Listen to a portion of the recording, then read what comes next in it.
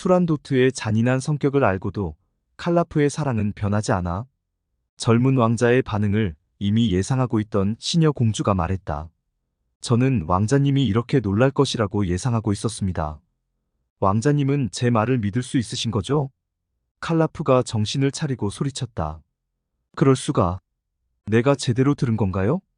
중국의 공주가 그토록 사악한 음모를 꾸미고 있다니 어떻게 그런 생각을 품을 수가 있단 말입니까? 시녀 공주가 그에게 말했다. 왕자님, 그녀가 왜 그런 끔찍한 결심을 하게 되었는지 지금부터 말씀드리겠습니다.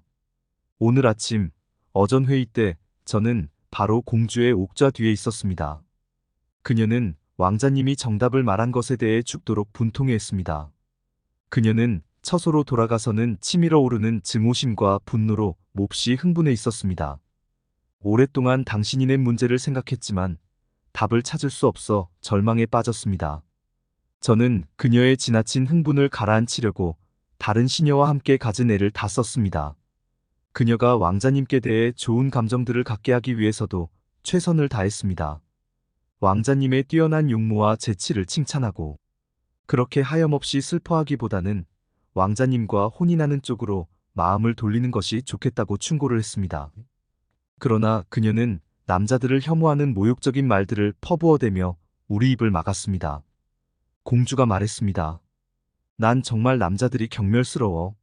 그리고 누구보다도 이번에 나타난 작자는 더욱 그래. 난 그를 증오해.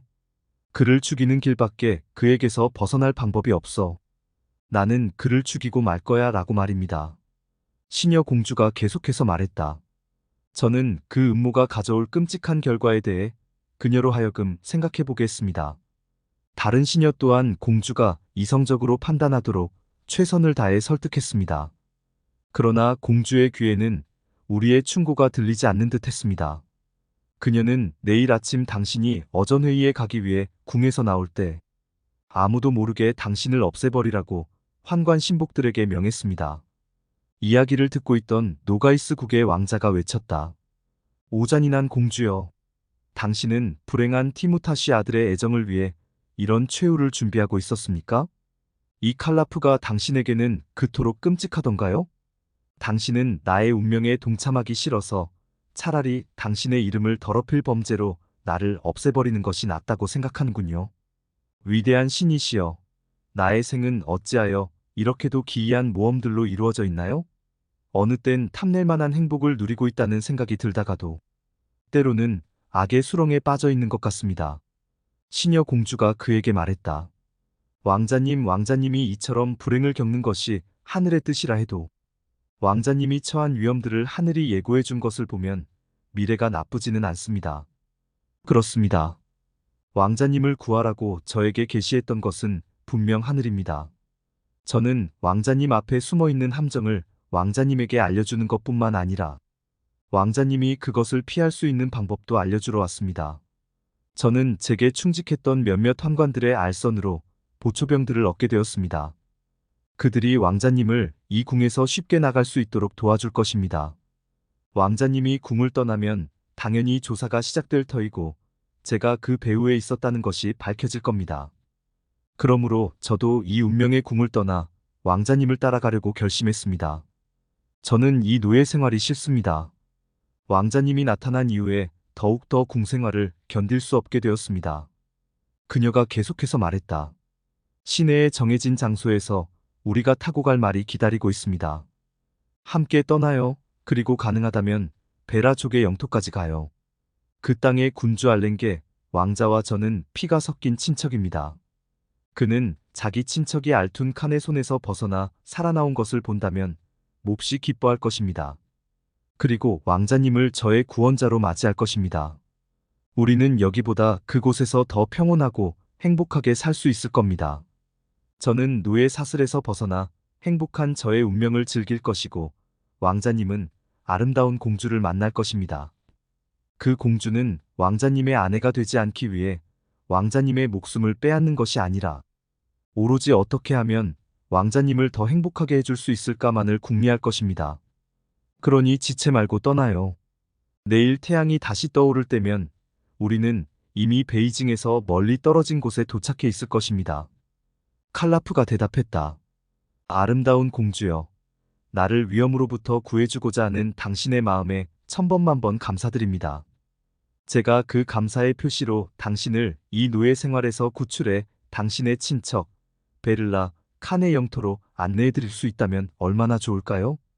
저도 당신을 그의 손에 넘겨준다면 말할 수 없이 기쁠 것입니다. 그렇게 하면 제가 당신에게 진 빚을 갚게 될 것입니다. 그러나 생각해 보십시오, 공주. 제가 이런 식으로 알툰 칸을 떠나야 할까요? 그가 날 어떻게 생각할까요? 그는 제가 오로지 당신을 이 궁에서 데려가기 위해 왔다고 생각할 것입니다. 제가 그의 딸의 음모를 피해서 도망간다 해도 그는 나를 배은망덕한 자로 여기고 비난할 것입니다. 뿐만 아니라 투란도트의 잔인함에도 불구하고 저의 마음은 그녀를 미워할 수가 없습니다.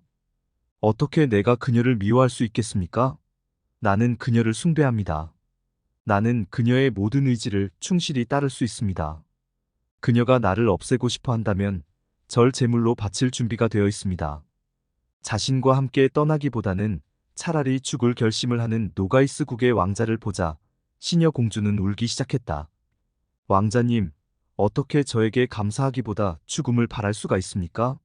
투란도트의 외모가 아무리 저보다 아름답다고 해도 그녀의 마음은 저보다 훨씬 흉측합니다. 정말 유감이군요.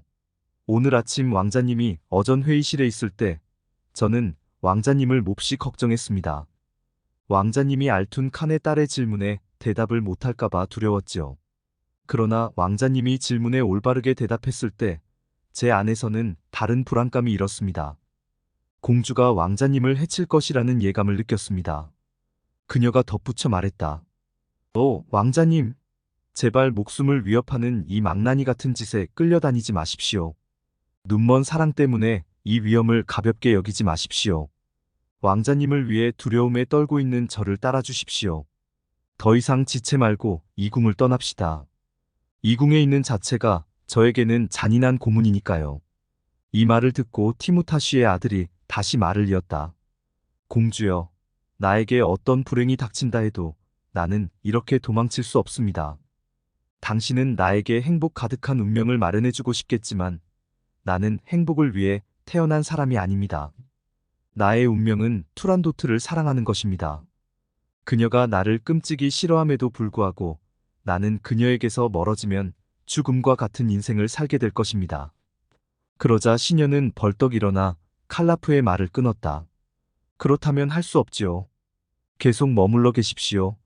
은혜를 모르는 사람 같으니. 이곳이 그토록 당신이 바라는 지상낙원이라면 여기서 한 발짝도 움직이지 마십시오. 이제 더 이상 왕자님에게 이곳을 떠나자고 조르지 않겠습니다. 왕자님은 노예와 도망친다는 것이 내키지 않는 것 같군요. 왕자님이 제 마음 깊은 곳을 본다면 저 역시도 왕자님의 마음을 읽습니다. 중국 공주가 왕자님에게 아무리 뜨거운 열정을 불어넣었다 해도 왕자님은 그녀에 대한 사랑보다 더 많은 증오심을 저에게 갖고 있습니다. 이 말을 마치고 그녀는 너울을 쓰고 칼라프의 처소를 떠났다.